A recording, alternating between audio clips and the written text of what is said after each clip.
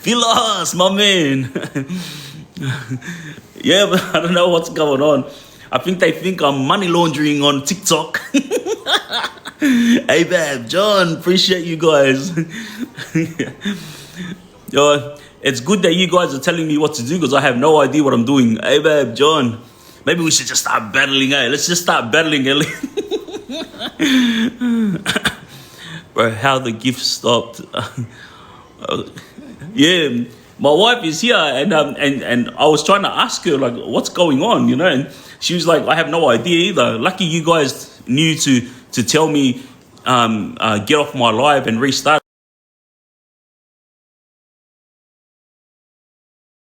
Off my live and restart it. Last time, oh, here we go. It's back off. Battle also make it more safe. Hey, they're telling me to battle. It's more safe. Wow. I don't want to battle, bro. Have a backup account. Far out. There's so much rubbish, JC. So much things going on TikTok. Can't just leave me alone, bro. Open boxes. JC. Far out. I got no mods, no nothing. Nick Gotti. Everyone's free to say as they please on my live tonight. Facts. 212. Beats, my man. But yeah, let's move on from all that jail rubbish that I was talking about before, you know. Like there's shoot everyone that is in prison today, or everyone that is looking at going in or is coming in and now. What's called they should all understand that that there was a lot of people that came and went to protect their people. So, you know, a lot of guys walk freely today, especially Islander boys. They walk freely in the main. Mateo, and let me tell you something. When the Aussies were running the prisons in the 80s, coming up to the early 90s, from what the older boys told me is Islanders had no say whatsoever. Yeah, there'll be one Islander like Big Tony Sia, who's a massive guy, who would turn people upside down and hammer them. But we were outnumbered. The Lebos were outnumbered. The Islanders were outnumbered. The Asians were outnumbered. And not only did the Aussies or all the white guys have a stronghold back then, the police on the outside were also working alongside them. So they had a stronghold on the outside and on the inside, you know. Corrupt cops were everywhere back in the days. Mateo, Pelican, appreciate you guys. So I think that's where we're at with that, Mateo. It's like I don't even want to get involved in this conversation about that incident ever again, bro. And I think maybe next time I should just keep quiet and just let everyone talk rubbish about who they want, because when I'm trying to stick up for people like what's his name, Underwood Bill and Carl, like I'm getting thrown under the bus for it, you know. But I'm only doing it because these people did a lot for their people on the inside. Everyone can walk around outside here and think that they're tough, but the reason why you're allowed to walk around inside prison freely is because of the boys that came before you, you know. Even inside the women's prisons, like they didn't have the same dramas that the boys had inside prison, but there was a lot of standovers inside the women's prisons. And I remember a prison officer telling me one time that there was a lot of abbing stays inside women's prisons, and it was all because of women trying to take control of the Ugdres inside prison. But they all, oh man. But yeah, it's fine. Let's move on from that. Love yous, appreciate you guys. What else is freaking going on, man? I swear there's so much freaking fake shit going on. Like that, what's his name? Spanian. He come out and started telling everyone the same thing. Like, why is everyone saying that I'm the one that got stabbed and I'm the one that got unalived? This is what I mean. Too much rubbish on TikTok. Too much rubbish everywhere, you know. I think podcasts, yeah, 100%. It's coming. Also, it's coming. Jail is the most haunted. You know what? I don't know, but when I got to Goulburn, a lot of people were telling me about the amount of people that passed away at inmates that passed away at Goulburn prison, and to watch at night because it was spooky. But then the same thing was said about Long Bay prison when I first went there. So where's UTB? Yeah, it was. I was there back when SOS, UTB, and all that were around. But before UTB, there was another crew called Burwood Blues. But they were all older guys for me. I was a little shit back then. What's up, my man?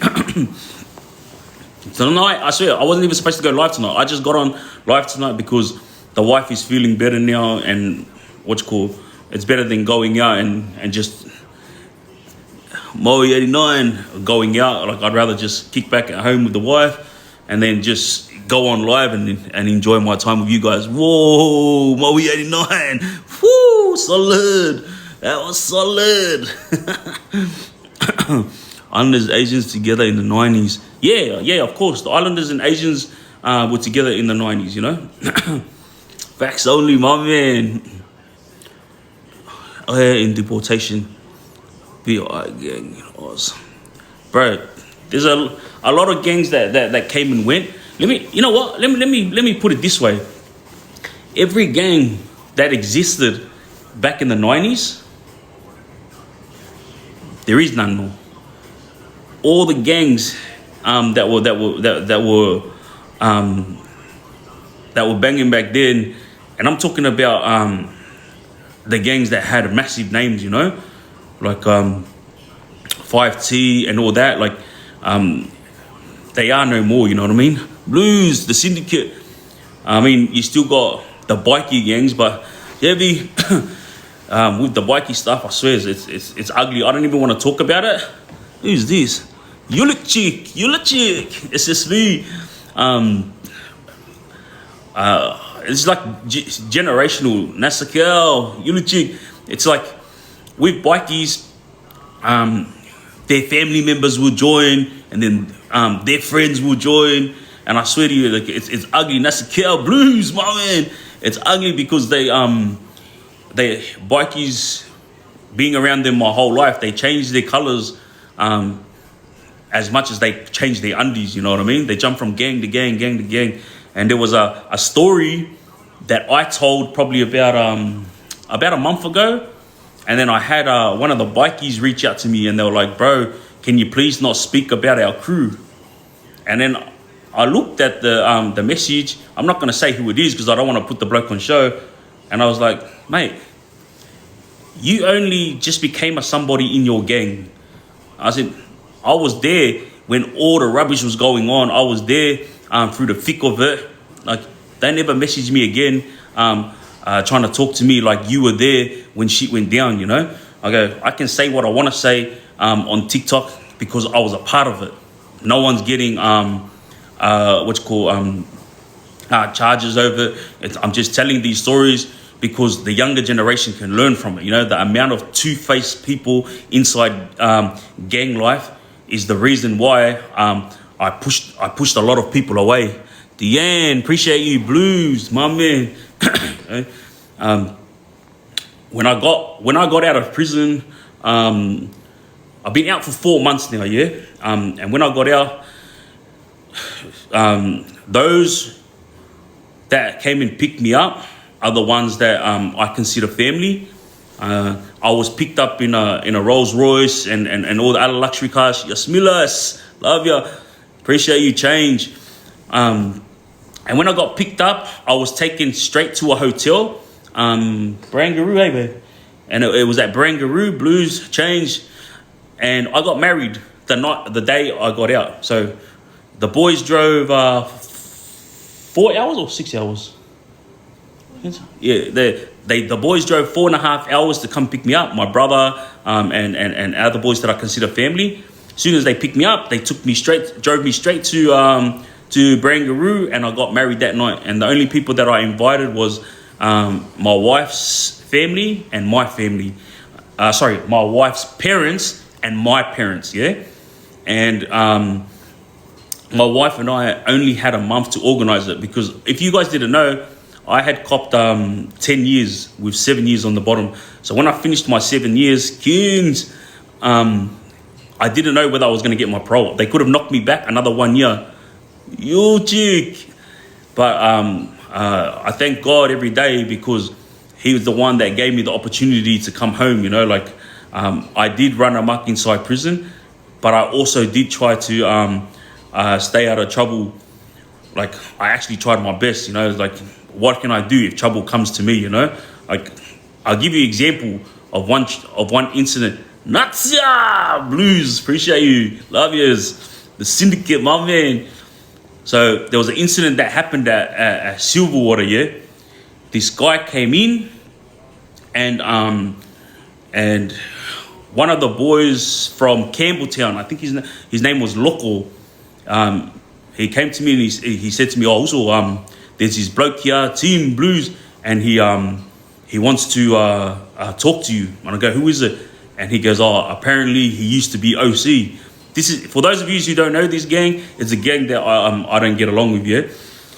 They're nobody now, but I'm just highlighting this gang because all these youngsters who are up and coming now, who are in gangs, need to remember that this is the path you're going to be walking when you come inside prison, you know. You're going to bump into your enemies. If you don't bump into your enemies, you're going to have enemies that you don't even know of. And because you're in that gang, you're going to get got. And I'm not talking about this gang that I'm highlighting. Budgie, T, my man. I'm talking about,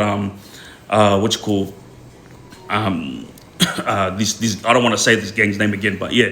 So this guy, I told Loco, go get him and bring him over here. He came over, he's a pretty solid guy with a mullet.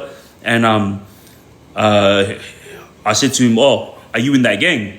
And he said, "Also, I used to be, but they stabbed me 6 times, you know." And I said, "Oh, really? What for?" He goes, "Oh, they were just dirty that I wasn't following orders, you know." And I said, "So, have you got that tattoo on them?" And he goes, yeah, I have. And I said, "All right, I'm going to tell you once, I'm not going to tell you again." I said, "If you're not in that gang, we haven't got no issues."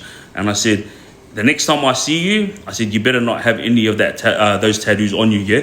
He said, "Sweet, all good." And I left it at that. Like, I could have been a bad guy like the rest of them and just attack him just for the sake of making sure that I'm okay, you know, because the first thing you got to do in prison is be aware.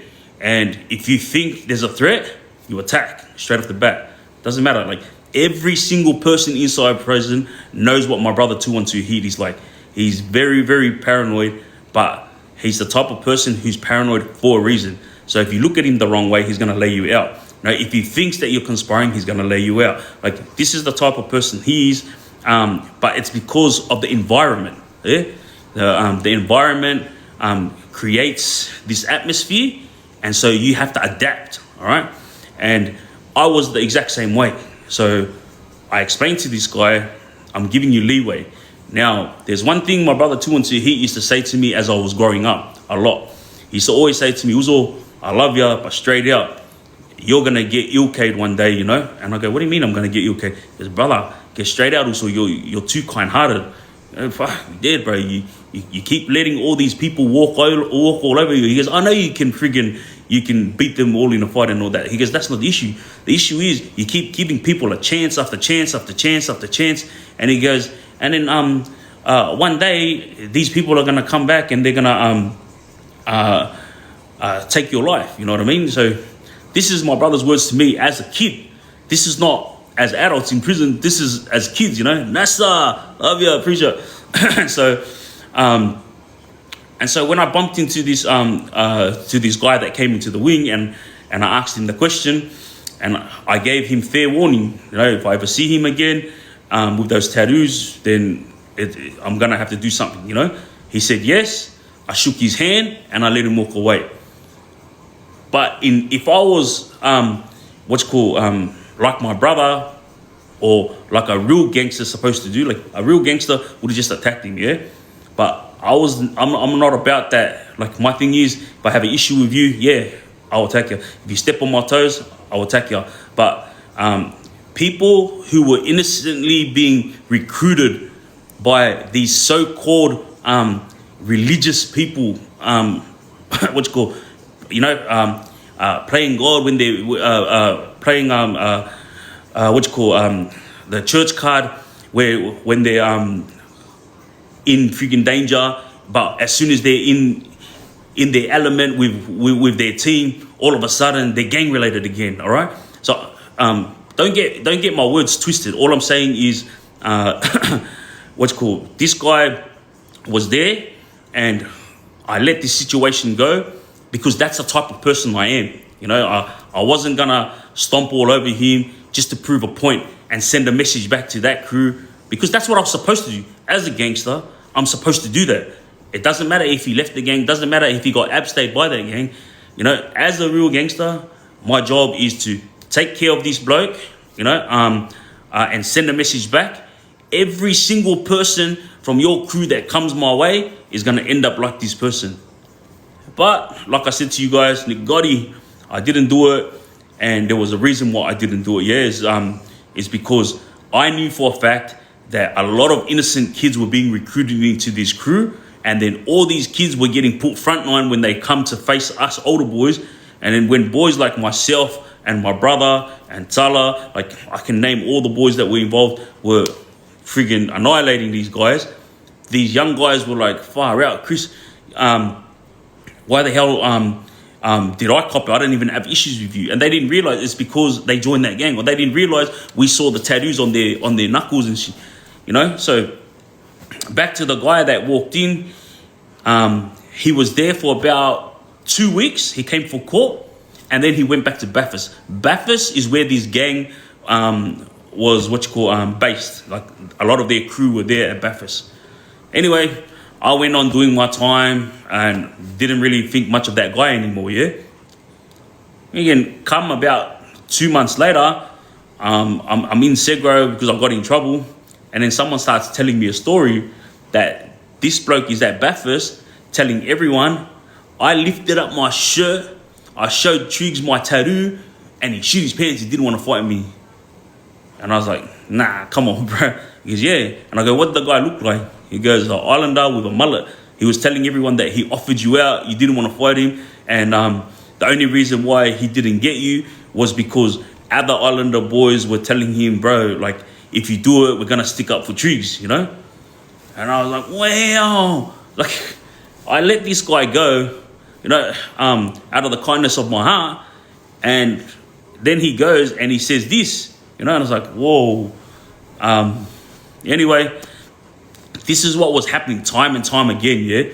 So, about a year later, I was handcuffed and I was taken to visit, yeah? My wife was visiting me. And then the old visits at Silverwater, there was a room 1 where I used to go get changed in and then go into visit. My visit room was like by myself because I am extreme high security. So I get put into a room by myself to have visit with my wife. I don't go with the majority, yeah? So the first room was for guys like myself. And then the second change room, Miley, appreciate you. The second change room was for mainstream. All the boys, yeah? When they get there. BG. I get unhandcuffed, yeah? And then they told me to go and sign my name, like that I'm at visits. Nick, I walked over and I signed my name. And stupidly, I turned around, and because the screws were too busy talking to each other, I turned around and just walked into the second room, which is not supposed to be the room I go into. That's where all the main boys are. I'm supposed to go to the little room to get changed, yeah? I walked into the room. Now listen to this. When I walk into the room, who's there balancing on one leg, trying to put his overalls on to go to visit, is the guy with the mullet. The guy who went back to Bathurst and told everyone that he offered me out and I shit my pants, yeah? But he had one leg inside his overalls and he was trying to balance so he could put his left leg inside the overalls, yeah? And as soon as he saw me as I was walking in, he goes, "Hey, what are you doing, Pete?" Bro, I hit this bloke so hard that I put him to sleep, yeah? He was trying to balance, and when I hit him, like he fell on the ground and just went to sleep. All right? And then when I did that, I quickly walked out, and the screws were too busy talking. I walked out, and then I walked into the other room, and I got changed. Hey, love you, butterfly. Appreciate you. I got changed, and then I walked out, and I went into my visit. But you know how I walked in and I clocked him? So there was 2 Lebanese guys and an Aussie guy inside the change room when I did this, you know, and obviously like I explained to you guys, I did this because of what he said, you know. Was having my visit. Halfway through my visit, the squad come in, and I didn't know what was going on. I could just see all the screws like walking behind me, you know, and I was just doing my thing, kicking back, relaxing, and I was telling my wife like what had happened, you know. I was like, bro, I just clocked this guy, and I only clocked him because of what he did. Like I gave him leeway, gave him my kindness, gave him respect. Then he went and he said this story to everyone. Anyway, I had my visit and I came out, went to Segro, did a couple of months, and then after about 3 or 4 months, I got let back out in the main. Spitzy! When I went back out into the main, it was so funny. I bumped into one of the Lebo boys that was inside that change room when I clocked this Islander bloke, yeah? He walks over to me, Anthony, my man. He walks over to me and he says to me, Vaiga, yeah. And he says to me, bro, I was there when you clocked that Islander bloke. He goes, that's the funniest thing I'd ever seen, bro. And I said, oh, were you there in the change room? He goes, yeah, I was standing right there. I was holding my overalls. It's a fua, love ya. And he said to me, bro, the bloke was lying there for, I swear to you, I'm not even exaggerating, 3 minutes. He was just like laid out. And he goes, but you got him a good one while he was off balance. Dom, Nessa. And I guess the Kuri brother that always tells his stories, he's always saying that a sneak go is not a shit go, you know? Nick Gotti, Mateo, because it's prison life, it's gang life. You do what needs to be done, you know? So, like, I'm not agreeing with what he's saying, because my thing is I'm always having one-on-ones inside prison, and I'm always getting jumped. Like, I was always the one getting jumped when I was inside prison. But that incident there was probably one of the first times that I had clocked someone without saying, hey, you want to have a go? But the reason why I clocked him is because I knew the screws was going to follow me inside for walking me in there, but they were too busy talking. So I thought, yeah, I'm just going to give him a quick one and then just walk straight out, you know. I didn't want to lose my visit because my wife, I hadn't seen her in about 3 weeks. Anyway, the Lebo guy was telling me, all right, Dom, appreciate you. The Lebo guy was telling me, he goes, bro, the guy was freaking like knocked out. He goes, he was freaking snoring when you walked off. And he goes, I was going to say something. Kepa, I was going to like say something to him. But Nessa, love ya. But I thought, fuck this, I got my own visit. So the Lebo guy goes, bro, me and the other boys, we just like started getting dressed. But the Aussie guy that was inside the change room, he tried to wake old mate up. And then he started like waking up a little bit. This is what he told me. Let's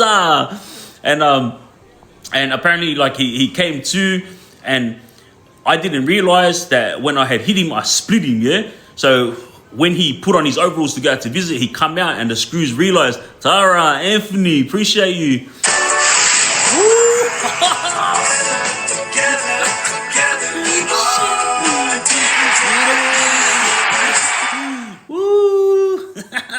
Yeah, the boys. I appreciate you. Who was that? Was that Facts Only? Thank you very much, Facts Only. Appreciate you. Get out, my man. So yeah, when the Islander guy walked out and the screws seen the cut on him, that's when all the squad come running and they were trying to figure out what happened, you know. And I was sitting inside my visit room having my visit, and then I just went back to Segro. So that's just a story that needed to be told, because there's so many gangs that are up and coming right now. Nasa, appreciate you guys. So many stories, you know, that are going on right now.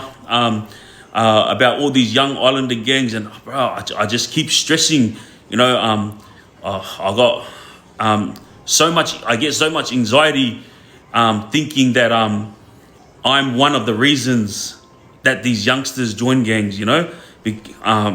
People like the young Lebo kids would be looking up to the older Lebanese boys. The young Islander kids will be looking up to the older Islanders. James, Jamstar, love yous. Appreciate you. Woo, yeah boy. Hey babe, I just did this. I was saying, hey gay. Love yous, appreciate you guys. James, love ya. Oh shit. And what you call there's so much going on out there right now that and I got a lot of anxiety because sometimes I sit there and I have a think about the amount of kids that want to be like me, you know. Love you, James, appreciate you. And that's why I had to come out. I was the Underworld, James, appreciate you guys. Because I had to highlight the fact that I walked away from that life, but also NASA, James, love you. But also, I have to explain that I'm not trying to be a role model. You know, all I'm doing is telling my story with the hope that the younger generation learn from it. Woo, love you. Thank you very much, guys. Fox, AJ, James, Foxing, appreciate you guys. So yeah, I honestly sit here and I hope that that the younger guys are watching my lives, because I just don't want any of you guys to get locked up. H Block, Aussie Underworld, because I'm telling you, like, I wasted more than half my life. I am now 41. I turned 42 years old next year, and I first started getting locked up at 14 years old. You know, so it's not something to be proud of. It's not something that I want for you youngsters, you know. That's the reason why I put my head on show and I come on here to tell these stories, Brownie. I'm not telling these stories to glorify a gang life. Nah. I said I tell these stories because these are the stories that you guys look up to. These are the stories that you want to replicate. These are the people that you think are big bosses or Don Galeons, you know, like, trust me. Woo, rah. Obviously, but I say this TikTok stuff is so annoying, but at the same time, it's fun, you know what I mean? Yeah, boys, tap it up. I just saw like a gang. I think they were called G7 or something. I don't know who these guys are, whether they're from Melbourne or Sydney. KWE, they got to be from Sydney because I'm pretty sure the guys got arrested here in Sydney. From what the news said, and mind you, I'm not the type of person that believes the news or believes media hype, but like I'll listen, you know, and I will never accept anything they say unless I see facts, yeah. But this G7 gang, a lot of them are getting involved in gang-related stuff. Obviously, there's a lot of older boys not only just ordering them, but also paying them to run to do their bidding. KWE, Anthony, and it is what it is. Yo, facts only, Anthony. Appreciate you guys. Like, it is what it is. Like, at the end of the day, do you? I'm not trying to tell any of you what to do, you know. But let me tell you something. When you end up inside prison, I promise you, none of your boys are gonna be there for you. They're all gonna disappear one by one. And if you're doing these jobs, KWE, love ya, Glamour, appreciate you. If you're doing these jobs for money, like, have a think about it. $50,000 that you're getting paid to do this job, is that worth it? If you get caught and you end up getting 10 to 20 years, is $50,000 worth it? This is what I had to look at. Yeah, I'm sitting here and talking to you guys honestly. Like, right now, Anderson official. Right now, I'm only just talking to the younger generation and the young adults. I've been there and I've done it. Yeah, I've lived this life.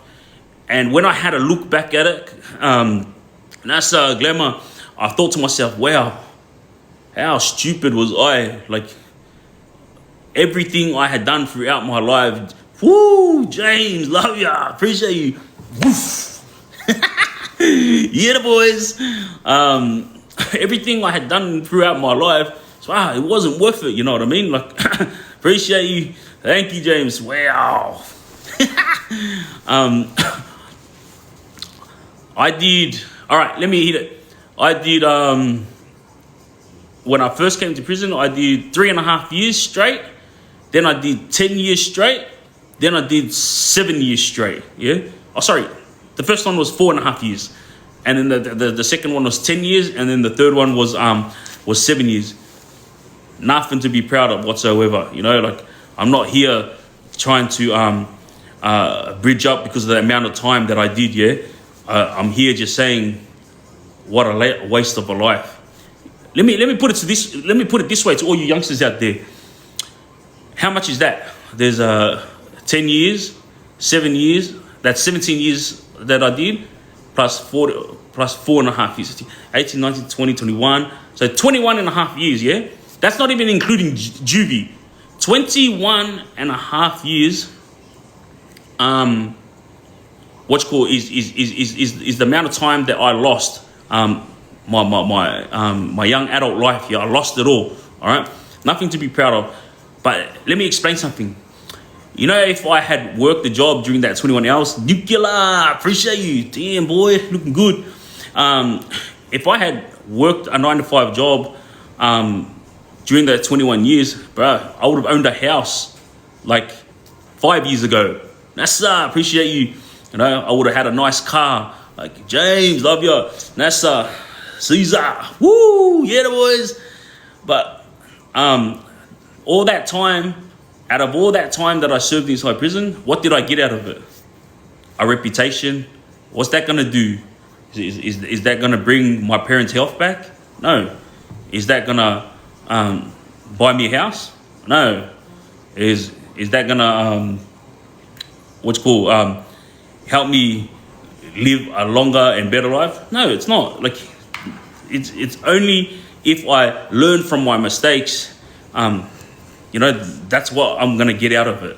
Like, the amount of time that I've lost in my life, I could have done something better in that 21 years. So let me give you a scenario.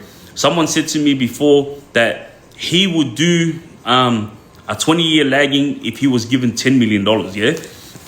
And I was like, wow, you would do 20 years for 10 million? And I was like, fuck. And he goes, what, you wouldn't? Also, bang, bang, Shane. And I said, no way. I said, mate, in that 20 years that I served inside prison, like, even if I didn't get 10 million, like, at least I got to spend that 20 years with my family. At least I got to spend that 20 years, Triggz. At least I got to spend that 20 years trying to become a millionaire. But if I was inside prison for 20 years and I was doing that 20 years for the 10 mil, like, who knows what could have happened, you know? There's a lot of diseases inside prison. Anthony, Astro, you know, there's a lot of jealous people inside prison. Like, you know, I'm going to tell you guys a story, yeah? And this is a story about a Tongan guy. He's half Tongan. And his name is Chris, all right? So this Tongan guy, we're at Silverwater. First time I met him, and he was just a kid off the street who ran amok, same as every other islander kid, yeah? And I got along with him, and obviously there was other boys there with me and him. There was a guy now who I consider an opposition. His name is Joel Ropia, and this Tongan kid's name was Chris King. Yeah, I'm pretty sure that's his name, all right? Now, we were all there, and there was Kuri boys that was there as well, who were frontline soldiers for the Kuri boys. And while I was there, I ended up going to court. And while I was at court, an incident occurred. So there was a few Tongan boys in there, and there was a few Māori boys in there. One of those Tongan boys was Chris King, but I think he's half caste. I'm pretty sure he's half caste. And then Joel Ropia, he's massive, like he's tall and he was big, you know. So I go to court. do what needs to be done at court, and I come back, and then when we come back, we get locked straight into our cell because it's nighttime when we come back from court. Come morning, I walk out of my cell, and who's standing at my door? Nasa. Who's that? Kalachi. Kalachi. My man, Anthony. And the Islander boys were standing in front of my cell, and these were all like the younger guys, you know, and I was like, yo, what's going on? They're like, oh, also we have to tell you something. And I said, what happened? And Chris King, he had like it's like a band-aid sort of thing across his face, yeah. And there was no Samoan boys there. It was just Chris, 2 other Tongan boys, and 2 Māori boys. And I said to them, what happened? He starts explaining a story, yeah. And that's that an incident occurred the day before while I was at court, and the Kuri guy came with a Ivshe and shanked him, boom, straight in the face up here, yeah? That's Nick. Now remember, Chris just came to prison, so yeah, he's a staunch guy on the outside, but on the inside, it's a different story. Oh, Glachi. So when he came in, the incident that occurred, he ended up getting abstayed by the young Kuri fella, and mate, it hit like this part here. Yeah, he's lucky it didn't go into his eye because it came in, went and straight up, but it missed his eye. It just got him right here. Yeah, and I said to him, "Are you alright?" He goes, "Yeah." I said, and I looked at Joel because obviously he's the biggest Islander there, real. And I had nothing to do with it. I was at court. Yeah? But these Islander guys waited for me to come back from court. And then I was like, so what happened? I go, did you do something about it? And I looked at Joe, and he was like, nah, we were waiting for you. So waiting for me. And I looked at Chris, and Chris goes, oh, you know, we didn't want to kick off any drama, like without telling you first. And I was like, wait, hang on a sec. Like this in my head, I was thinking, what's it called?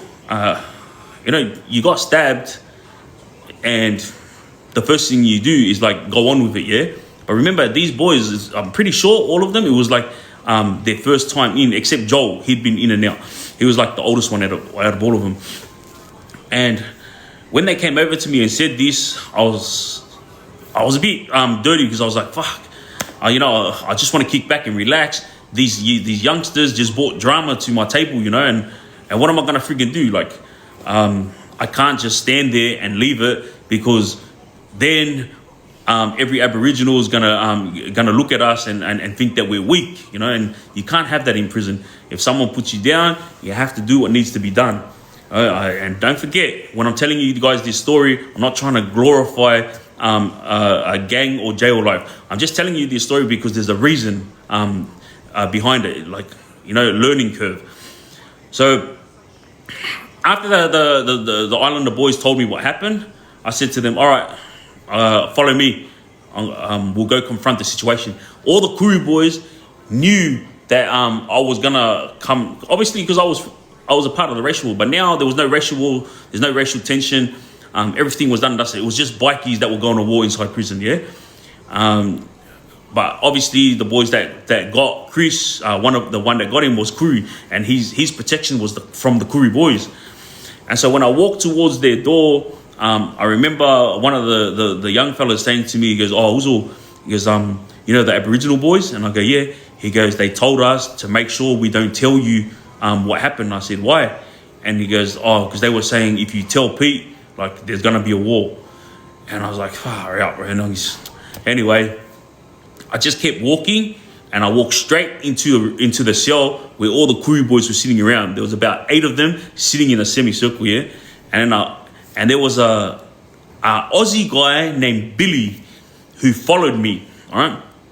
Now, as soon as so in my head, I've got Billy with me, and I've got these young Islander boys, and including Joel. Joel's the biggest bloke that was there. But when I got to the cell door, the first thing I said to one of the Kuru boys is like, hey, what happened yesterday? And he goes, huh? I go, what happened yesterday with the Islander boys? I go, why has one of my Islander boys got something over his eye because he got abstayed, you know? And then he looked at me, he goes, Pete, bro, he goes, it wasn't us, it was the young guys, you know? And I said, well, we're not going to let that go. And I said, mate, grab your young guy, and your young guy is going to fight my guy. And then he was, come on, Pete, bro, like, our guy's small, your guy started it. And I go, what do you mean my guy started it? He starts explaining to me, the Koori guy, that Chris was the one threatening him through the cell door during a lock-in, and then the kid was intimidated, so he went and got his Ivshay and then came and snuck go Chris, and that's how Chris ended up with a stabbing. Nuclear, woo, my man. And while the Koori boys were explaining this, I could tell that all the Koori boys were on edge because they either had Ivshays or like ready to go, because they weren't all over the place inside the wing like they usually are, just relaxing, doing their time peacefully. When the next morning hit, all of them congregated in that one room, and I walked straight over there. So obviously they were expecting me to come over, you know. And while I was like talking to these Koori boys, and they explained the story to me, I turned around to tell Chris, like, oi, is it true what they're saying? But guess what? When I turned around, the only person that was backing me up was Billy, the Aussie guy. He was like behind me on my left side, you know.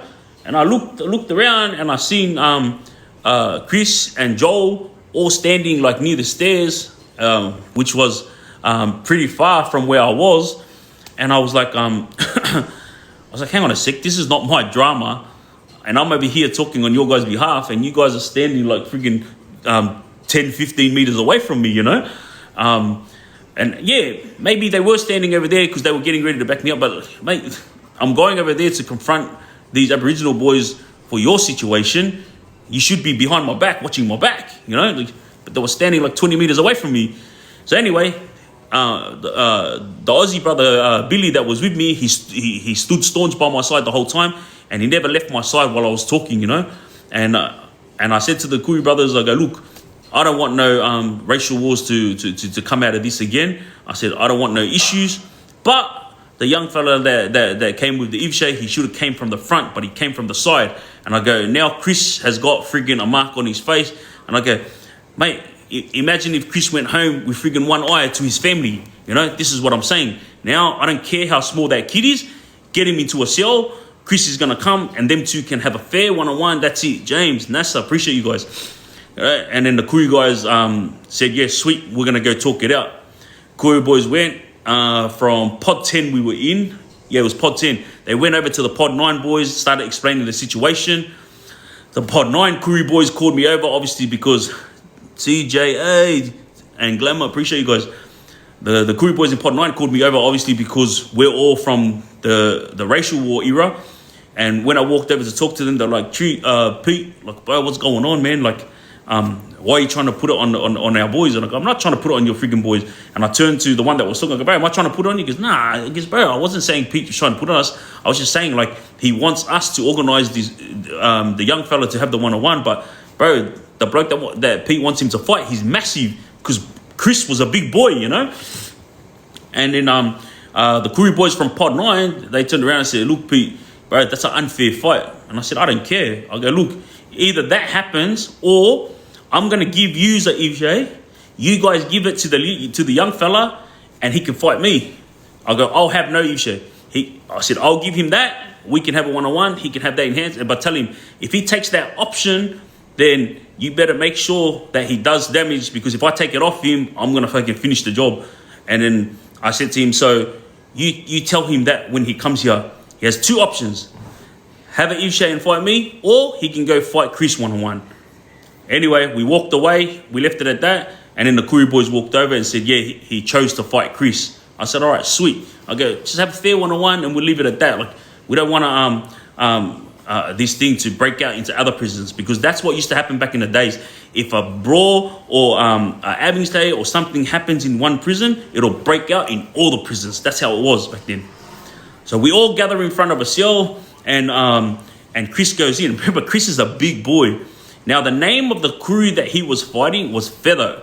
If all of you don't know, Feather is the young Aboriginal kid that became Muslim. He was known for running around Abingstay, a lot of boys inside prison.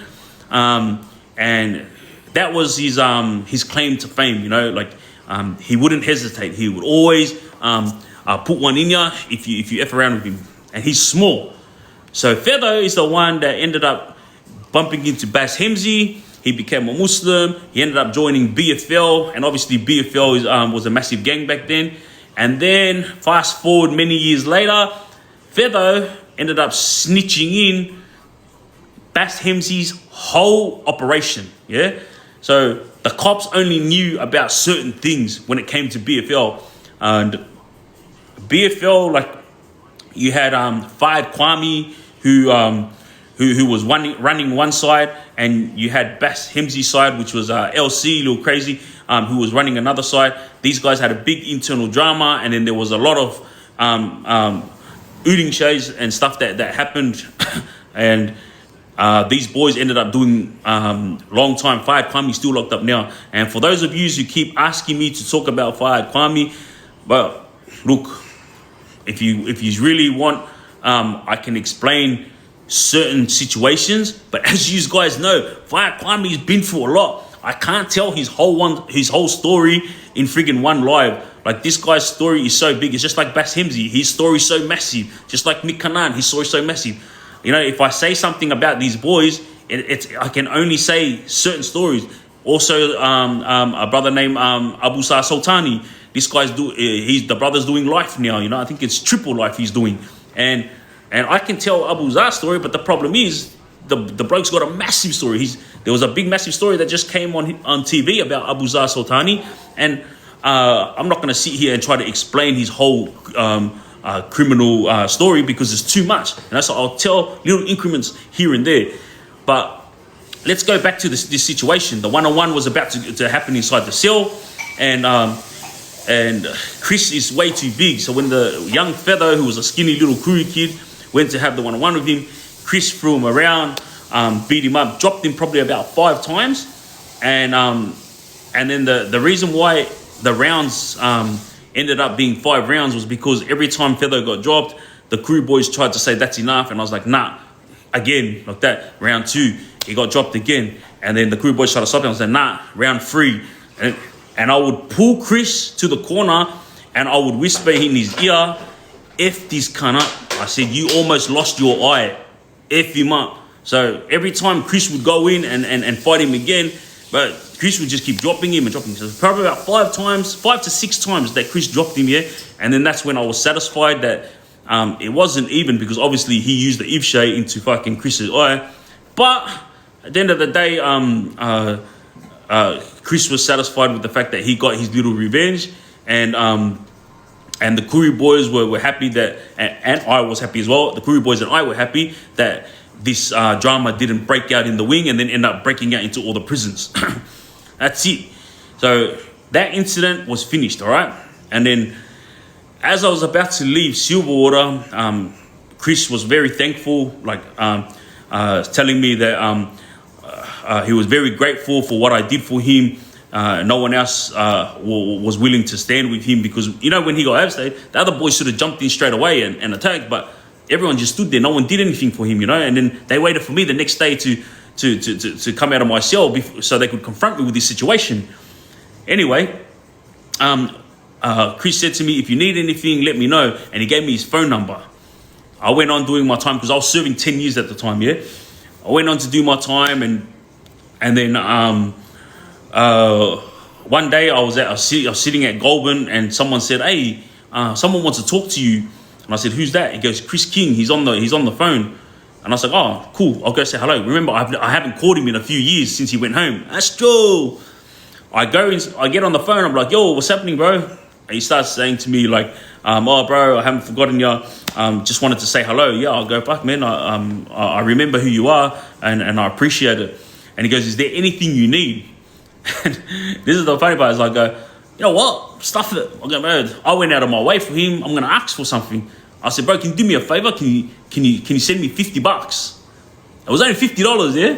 And he goes, yeah, 100%. Anyway, 4 years later, I never saw these $50. VIA, appreciate you. VI, yeah, butterfly, love ya, appreciate you. This $50 never came, and then I ended up getting in touch with him again years later, and I said to him, bro, you know, Blues, all I asked for was $50. I go, and after everything I did for you, I thought the least you could do was just send $50. I go, and you didn't even do that, you know. Facts only, Blues, love ya. Anyway, I go to him, bro, just leave it at that. It's all good. I don't want nothing, you know. Like, it's all good, bro. It is what it is. So the reason why I'm telling you guys this story, to all you youngsters out there, to all the young adults out there, just get it through your head, boys. I'm not trying to tell you what to do. Whoa, Vax only, love ya, nuclear, you the boys, you the boys. All I'm saying is, you know, you feel right now like you're invincible because you're on the street doing what needs to be done, yeah? You feel like you're untouchable. Trust me, no one is untouchable. Like, anyone can get touched. Nuclear, doesn't matter what type of name you got, yeah? And when you go inside prison, you're going to end up like Chris. You know, normal, innocent guy that, yeah, ran amok on the outside. Nuclear, Blues, Facts only, appreciate you. And out of the Blues, you might cop what NASA, Facts only, Blues. You might cop what freaking Chris cop, you know, abs straight into the face. And this is what I'm saying. All you younger generation out there that's running amok, if what happened to Chris happens to you, yeah, remember this. When you're inside prison thinking you're a hard guy and something happens to you, there could be a big chance that you go home with only one eye. Eva! Yeah, that girls. You know, and this is what could have happened to Chris, you know. Yes, he can defend himself. Yes, he can fight, but he didn't expect it. It's the unexpected. That's what you got to worry about, you know. You know, when you're expecting certain people to bump into certain people and you're going to have a crack or you're going to go to war, yeah, that's easy. That's the easy stuff. It's the unexpected stuff inside prison that you got to worry about, you know. And I said this so many times to Chris when he was having this one-on-one. Bro, make sure you axe this bloke because he almost sent you home blind in one eye. And that's why Chris went hard and annihilated this bloke, you know. And, you know, to all you younger generation out there, like, look what happened. You know, I went above and beyond for Chris. He wasn't my mate or anything. Like, he was a good guy. But I went above and beyond for him because he was a younger islander that needed help. And this is what I did back then, you know. There was no older boys when I was in that took care of me, you know. They all stuck their chin up at me and pretty much friggin' I did my time on my own, you know what I mean? And that's why I'm saying, like, this is what you younger guys are going to go through when you go inside prison, you know? You're not just watching your back from your enemies. You're not just watching your back from screws when they're jumping you, you know? You're going to be watching your back from from guys who are trying to sniper your misses. You're going to be watching guys, your back, from guys on the outside who are trying to sniper your sister, you know? You can't be in control. When you're inside prison, you have no control whatsoever, yeah? All that's going to happen to you is that you're going to sit in there making your little gangster reputation, and then when you get out, it's going to be repetitive. You're going to do the same thing, you're going to end up in, out. Well, I'm only telling you this because this is what happened to me. The stupid me, this is what happened to me. You know what I mean? And look at what happened with me and Chris. I went above and beyond for the bro, and all I asked for was $50 and I never got it, yeah? So I don't care about that situation. I don't care about the $50. It is what it is.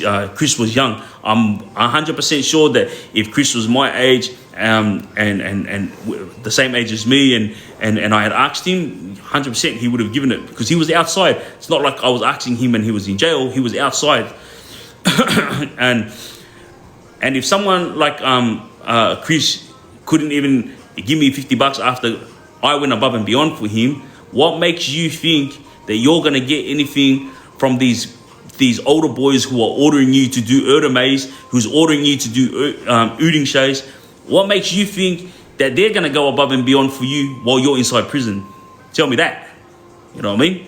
Like, this is where it's at right now. Like, I'm just stipulating the fact that I don't want you guys going to prison, but if you go to prison, this is what's going to happen. They're all going to leave you with it, yeah?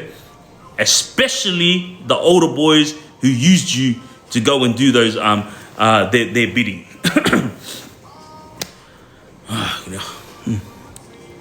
I just stick by you, your parents, 100%.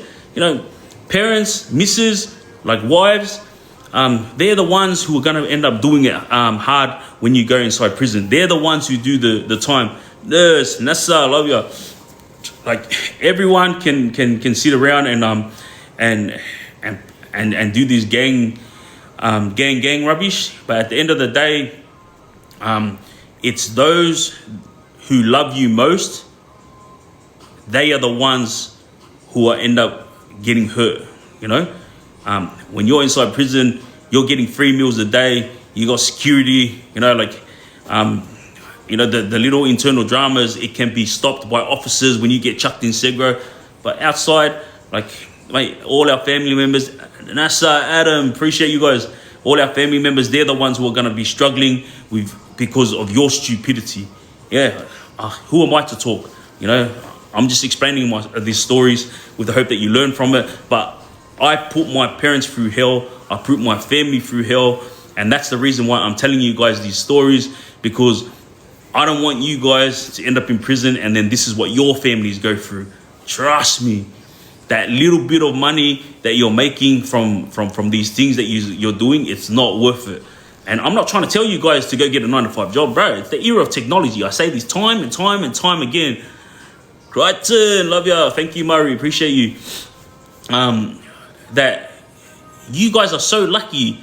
User of the era of technology. You can get online and learn how to make big money. All you got to do is focus, you know, and you can find something that you want to do, and you can freaking figure out ways to execute, so you can be able to have that life that you want. Back in my day, or back in our parents' day especially, we couldn't go and learn things like that on the street or on our phones. We had to pay for an education. You know, if you wanted to learn things like producing music, you know, if you wanted to learn things like being a chef and all that, you had to go to either TAFE or university, and you had to pay for it. Now you don't even have to pay for it. You just get on YouTube, learn how to be a chef, learn how to produce, learn how to this and that and this and that. And it's so easy to be able to make money. That's all I'm saying to you guys. Like, you know, you're putting not only your life at risk, you're also risking your family's life. Get it through your head. You know, like I told a story the other day about Youngin Lips and his brother. This is his brother. His brother ended up at Clarence, and then the boys were arming up because they wanted to get him here, not because of him. The boys actually said he was a good bloke. You know, they got along with him. But they were going to get him because of his brother Youngin Lips was representing, or he was repping OC, you know what I mean? And these are the repercussions that's going to come with living this type of life, you know?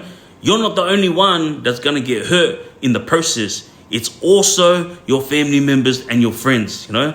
There's a situation that happened in the past, Cobstar, where me and my 2 brothers were sitting inside prison. And while all 3 of us were locked up, an incident happened with my sister, where a young gangbanger started threatening her. And Spitzy, appreciate you. And I said, let me do this puzzle, guys.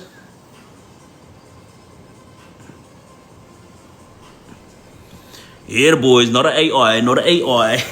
let's appreciate you. Lulu, yeah. And that's what I was saying, like, this incident that happened with my sister when she was outside, some young gangbanger, Ace, like, I know who it is, but I'm not going to mention his name. He threatened my sister, and where was her brothers? What, gangstering on inside prison? We couldn't be there for our sister, you know? We sent the boys to go and see her, make sure she was all right, but what was that going to do? You know, she was at home, she was like, yeah, I'm good, it's all right. Like, the guy threatened me, you know, but the train station guard got involved and pushed him away, and I got in the train and I left. Brayden. So this is what I'm explaining to all you youngsters out there that's running amok, you know. Like, don't forget that there's repercussions to your actions, you know? Like, whatever you do, like, don't think of it as coming back to bite you in the ass. Think of it as Zeno. Think of it as this will come back and bite all your loved ones in the ass. Zeno, appreciate you.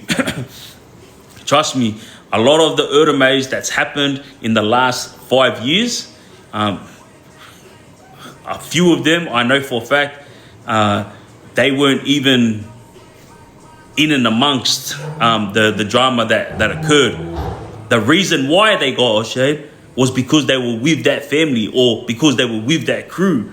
But they actually didn't have dramas with these people.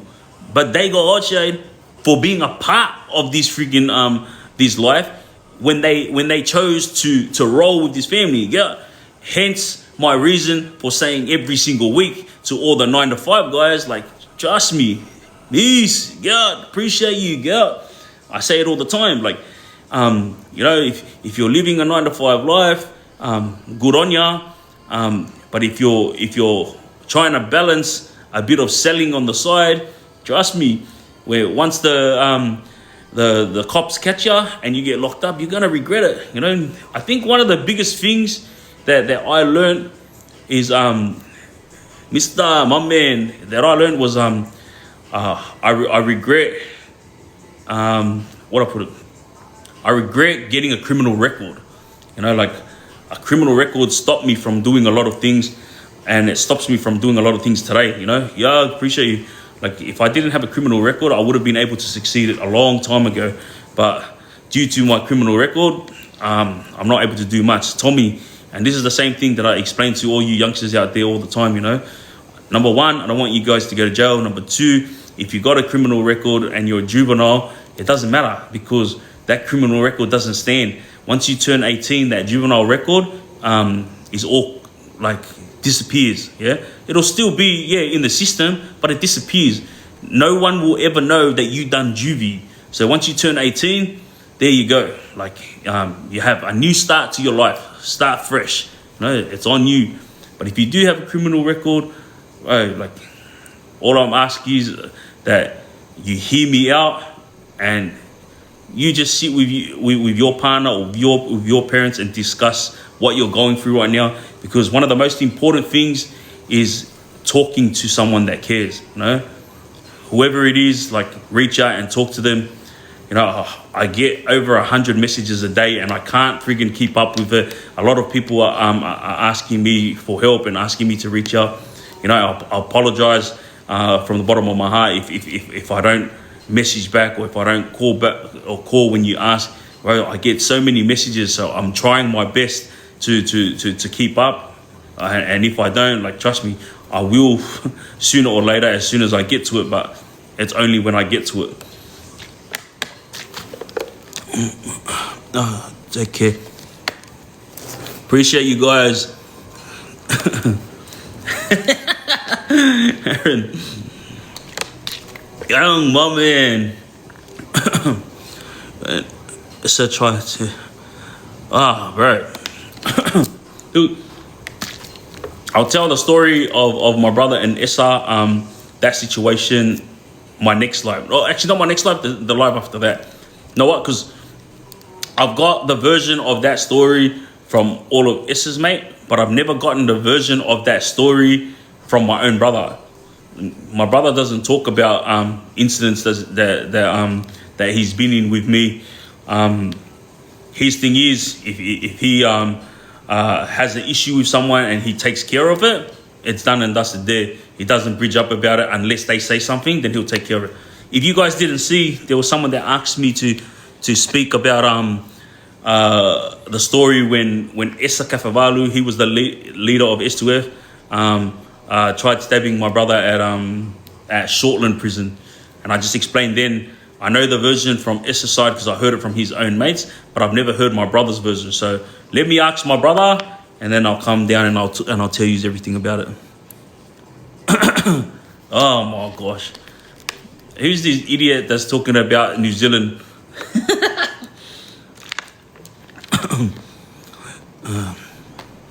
And we love yous. Appreciate you guys. have you heard of Yogi? Is that Yogi or Yagi? There's two Yagis that I knew of inside. Yes, I've lived in Robinvale. Yes. Yeah, I met him inside prison. Bro. You know what? A lot of boys that were locked up inside in Sydney prisons, they're all now locked up in Melbourne and Queensland. Yeah, hey, fuck, you know what? I'm here freaking talking about all this stuff and I full forgot tomorrow's the big game with Samoa and Tonga. Yeah, that was James Bond. James Bond, appreciate you.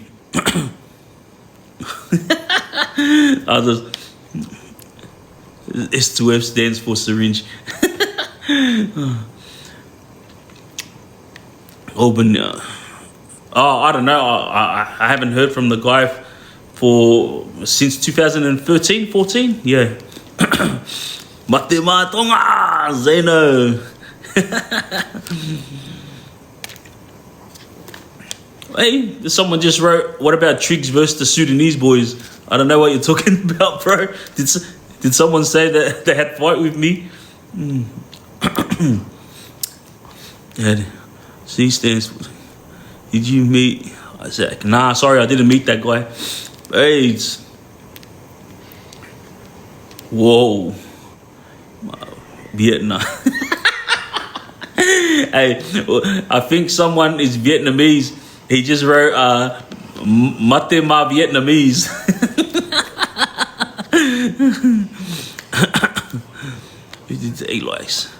Yeah, the boys.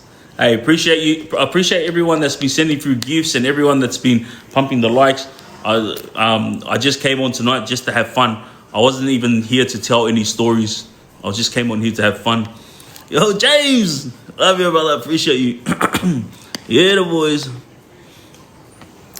Fuck. What stories you want me to tell of Ollie far out? That guy's got so many stories.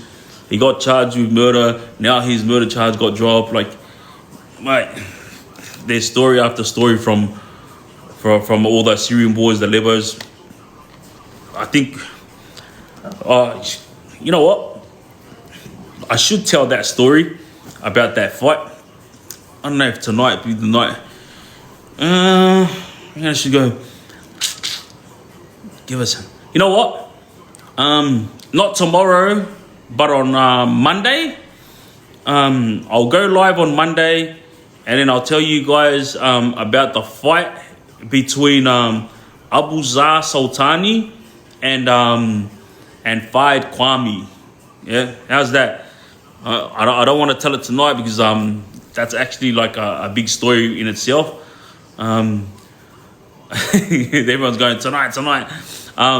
Yeah, I'll tell you about that on Monday. But also, you know what? Just to wrap things up, there was a lot of comments that came when I was talking about the situation with 046 and 21 district, and I think my wife mentioned that there was comments in there where people were saying, "Oh, you're laughing at 046 saying they won't perform with 14, even if there was $1 million up there." Like, you're contradicting yourself, because that's like saying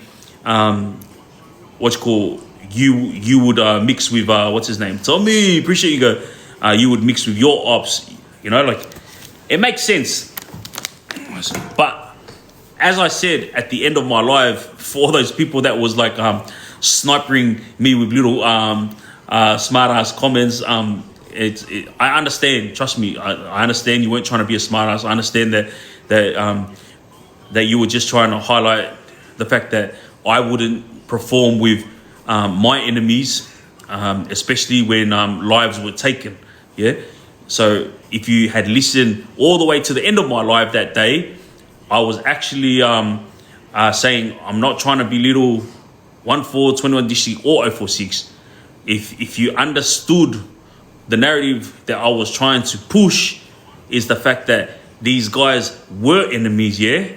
046 and 14, but they pushed it all aside so that they could make money for their families. So the point of me telling that story was to highlight to the younger generation, you know, like, understand, like, situations have occurred before you, and the situations that have occurred now where a lot of your friends have been got.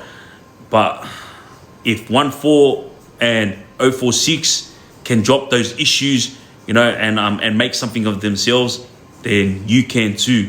But it all comes down to how you play it, how you want to live your life. Because if you want to keep playing gangster and you keep wanting to seek revenge for whatever happened to your friends in the past, trust me, you're going to end up inside prison. And all of you have seen and heard my stories when I told you about the many postcode gangsters, appreciate you, many postcode gangsters that I bumped into in prison who told me that they regretted what they did. They're not even looking, they're doing 10 to 15 years now for Abbing stage, yeah? They did originally get a charge of Erdeme. So no, appreciate you. But then their murder charges got dropped to manslaughter, obviously because they didn't mean to ill-K the person. Just happened that person bled out, and then that's what happened, you know? So my thing is, when it comes down to it, like, it's up to you guys, you know? Here's my platform, here's the stories, and it's up to you whether you listen or not. I'm not trying to tell any of you what to do. I say it time and time again. Disrespecting you on TikTok, bro. Hang on a sec. Let me roll this down. What did you say? Brother Anthony Holland. Yeah, sorry, bro. If I already spoke about that earlier. When my live is finished, I'm pretty sure all the clippers and screen recorders are gonna chop it up and turn it on, and then they'll explain it. Oh, nuclear, my man. Anyway, you know what? This live was just for fun, mate. It's been consistently over 800 people watching what I'm saying. So obviously, I'm gonna send my big love and respects out to everyone that has been watching. I saw it go up to 1,200 at one point. So obviously, people are easy. Appreciate it. People are wanting to listen to my message and pass it on to their children, and to all the parents that have been sending messages through saying thank you to me. No need to thank me. You know, if NASA nuclear, if I'm not gonna stand here and start explaining this stuff, then no one's gonna do it. You know, because many who have come before me on TikTok had an opportunity to speak on things like this, and they had many opportunities not to glorify this type of life, yet none of them did, you know. And even when they tell their stories on TikTok, they're still like highlighting little things that made their, you know, their reputation what it is today. So understand, I appreciate you guys that are messaging through thanking me, but there's no need to thank me. God blessed me with my freedom, and God knows that the only reason why I get on TikTok to say what I say is to help the younger generation. And for all of you guys that have been sending through gifts, for everyone that's been liking, and everyone that showing love and respect by just viewing what I'm saying, just know it is greatly appreciated. Anyway, I'm going to wish everyone a good night and a blessed Sunday for tomorrow. Remember, Tonga versus Samoa tomorrow. Try to keep it real. Like, you know, I saw a guy put up a story today, like saying that there's a bit of tension there. Piss off this tension, mate. This is what we do best, you know. Everybody knows us for muscle, and when we're getting into the ring, or when we're getting onto the field, that's what we're about, you know. We show our strength. Polynesians are known for strength, you know, and the ability to love, you know, and have family orientated people getting together and not wanting friggin', you know, all these freaking shit to bombard us like in the Middle Eastern areas, you know, where people are dying every day. You know, Polynesians, they're known for showing so much love amongst each other. So all the best to Samoa and Tonga tomorrow. To everyone that's been watching, I love yous, and to everyone that was giving me grief on the comments, it is what it is with Triggz. You know. I'll see you when I see you, you little bastards. I love yous.